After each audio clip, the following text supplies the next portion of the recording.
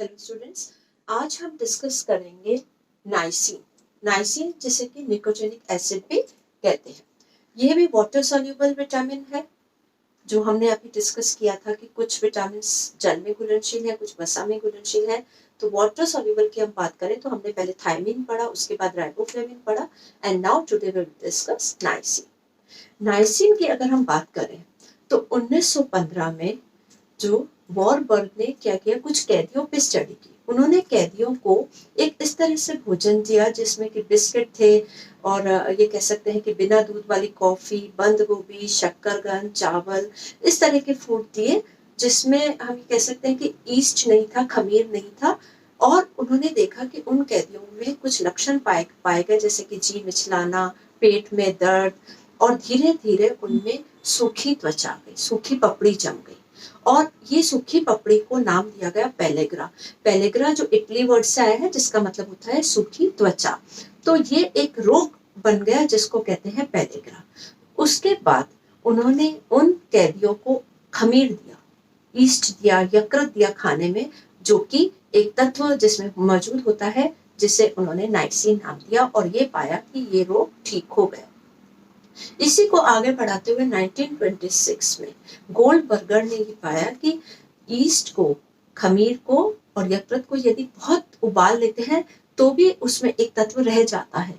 और उस तत्व को पेलेग्रा नामक रोग के लिए बहुत महत्वपूर्ण माना गया और उसे फिर नाइसिन नाम दिया गया।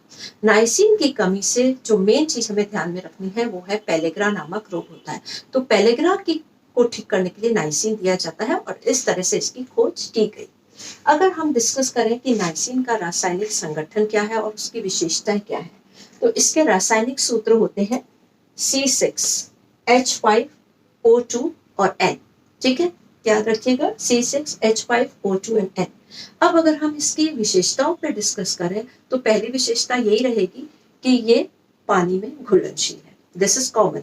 लेकिन ठंडे पानी में कम मात्रा में घुलनशील है। यदि पानी ठंडा है तो उसमें थोड़ा कम घुलनशील है और गर्म पानी है तो उसमें पूरी तरह से घुलनशील है। ये इसमें एक डिफरेंस है कि ठंडे पानी में कम घुलता है, लेस सॉल्यूबल, और गर्म पानी में पूरी तरह से सॉल्यूबल है।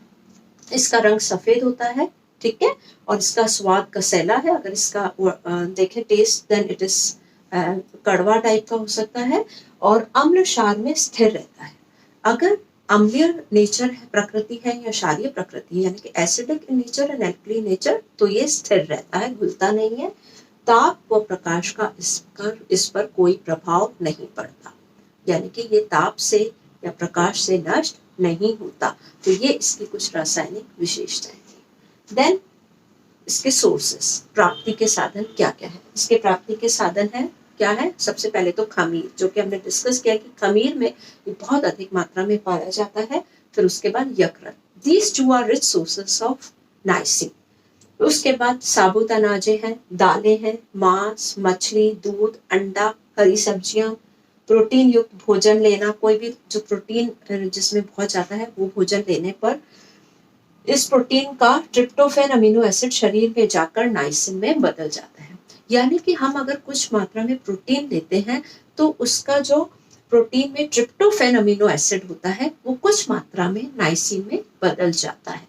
ठीक है, अब इसके कार्य क्या है, व्हाट आर इट्स फंक्शंस। वसा के संश्लेषण में ये बहुत सहायक है।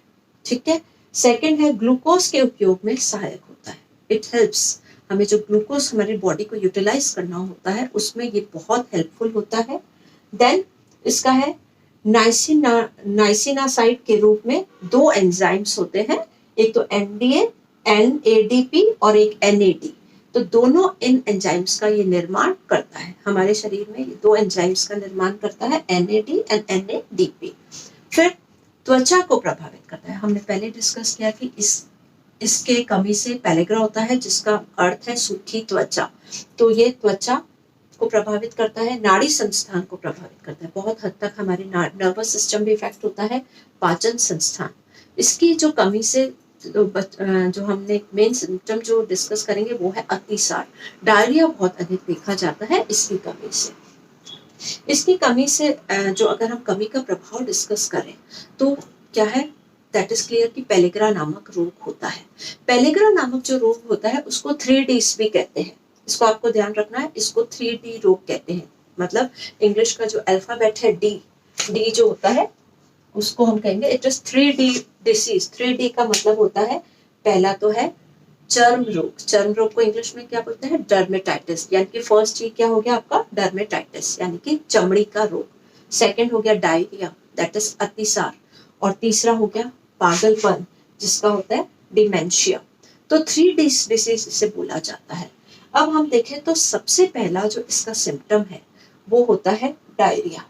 डायरिया होता है और उसके बाद चर्म रोग होता है, और फिर भी अगर इसका उपचार न किया जाए तो लास्ट इसका पागलपन होता है, और आखिर में व्यक्ति की मौत हो जाती है। तो अगर हम अतिसार को डिस्कस करें, डायरिया के जो शुरुआत के सिम्टम होते हैं वो क्या होते हैं? पेट में दर्द होता है, ठीक है, भोजन के प्रति रुचि नहीं रहती, उल्टी जैसा महसूस होता है, खाना पचता नहीं है, और लूज मोशन हो जाते हैं, और उसके बाद व्यक्ति के शरीर से पानी की तरह बाहर भोजन निकलना चाहता है, कुछ भी डाइजेस्ट नहीं होता। ये पहला इसका सिम्टम हो गया। अगर इसका इलाज नहीं किया जाए तो सेकंड चर्म रोग होने लगता है। चर्म रोग में क्या होता है कि सूर्य की किरणें जहां भी पड़ती है वो चमड़ी लाल हो जाती है, चमड़ी सूख जाती है, खुजली होने लगती है, और धीरे धीरे उसकी पपड़ियां उतरने लग जाती हैं। और फिर भी अगर इलाज न किया जाए तो तीसरा सिम्टम जो बहुत भयानक है वो आ जाता है पागलपन। पागलपन में क्या होता है? बहुत बेचैनी महसूस होती है, बेहोशी छाने लगती है, दौरे पड़ने लग जाते हैं, व्यक्ति भूल जाता है और अजीब अजीब सी हरकतें करने लग जाता है। तो ये पागलपन के दौरे पड़ते हैं, और धीरे धीरे उसकी मृत्यु भी हो सकती है अगर हम उसको नहीं रोकेंगे। यानी कि हाँ, अगर ये सिम्टम्स दिख जाए 3Ds तो दैट मीन्स क्लियर कट है कि उस व्यक्ति में नाइसिन की कमी है, उसको नाइसिन दे। नाइसिन आहार से रूप में अगर नहीं दिया जा रहा है तो हम उसको सप्लीमेंट करें। Now what is requirement of niacin? Niacin की हमारी डेली रिक्वायरमेंट कितनी होती है? नाइसिन की अगर हम देखें तो इसकी रिक्वायरमेंट अगर स्वस्थ स्त्री और पुरुष का कंपेयर करें तो पुरुषों में इसकी 14 होती है जो कम क्रियाशील है मिलीग्राम पर डे, मध्यम जो है उसमें 16 होती है, और अगर बहुत हैवी वर्क करने वाला पुरुष है तो उसको 21 मिलीग्राम पर डे मिलती है। वही अगर स्त्रियों की बात करें तो उनमें थोड़ी रिक्वायरमेंट कम है, 12 मिलीग्राम, 14 मिलीग्राम और 16 मिलीग्राम। और वही प्रेगनेंसी और लैक्टेशन पीरियड में 3 से 4 मिलीग्राम उनकी रिक्वायरमेंट बढ़ जाती है। वैसे इसका जो हम अगर देखें प्रतिदिन का मांग जो है WHO के अनुसार कैलोरीज पर डिपेंड करता है। ये जो है 6.6 मिलीग्राम पर 1000 कैलोरीज बताई है इसकी डिमांड। यानी कि एक व्यक्ति जो कि 1000 कैलोरी की रिक्वायरमेंट है तो उसको कितना चाहिए? 6.6। तो आप देखिए कि जो जिसकी 2000 है तो उसको कितनी चाहिए? करीब 13 मिलीग्राम। तो इस तरह से हम इसकी रिक्वायरमेंट को कैलकुलेट कर सकते हैं। तो बच्चों में इसकी रिक्वायरमेंट कम होती है, और जब हमारे एज हो जाती है, हम बड़े हो जाते हैं, तो हमारी कैलोरी रिक्वायरमेंट बढ़ती है, तो उसी के हिसाब से हमारी नाइसिन की भी रिक्वायरमेंट बढ़ जाती है। अब अगर हम इसकी अवशोषण की बात करें तो अवशोषण इसका शुद्धांत्र में होता है, छोटी आंत में होता है, और वहां से वो प्रतिहारिणी शिरा द्वारा, दैट इज पोर्टल वेन द्वारा सारी कोशिकाओं तक पहुंचाया जाता है, और फिर कोशिकाओं में पहुंच जाता है, एंड उसमें जाकर के ये कोएंजाइम NAD और NADP में बदल जाता है, और बाकी ये हमारे शरीर में संग्रह नहीं होता और इसका मूत्र द्वारा विसर्जन हो जाता है। तो this was all about niacin. तो नाइसिन का हमें याद रखना है मेन कि इसकी कमी से कौन सा रोग होता है? पेलिग्रा। ठीक है, हमने जो अभी पहले भी डिस्कस किया है कि अलग अलग जो विटामिन होते हैं उनकी कमी से अलग अलग डिसीजेस होती हैं। तो ये हमें ध्यान रखना है कि नाइसिन की कमी से पेलिग्रा होता है।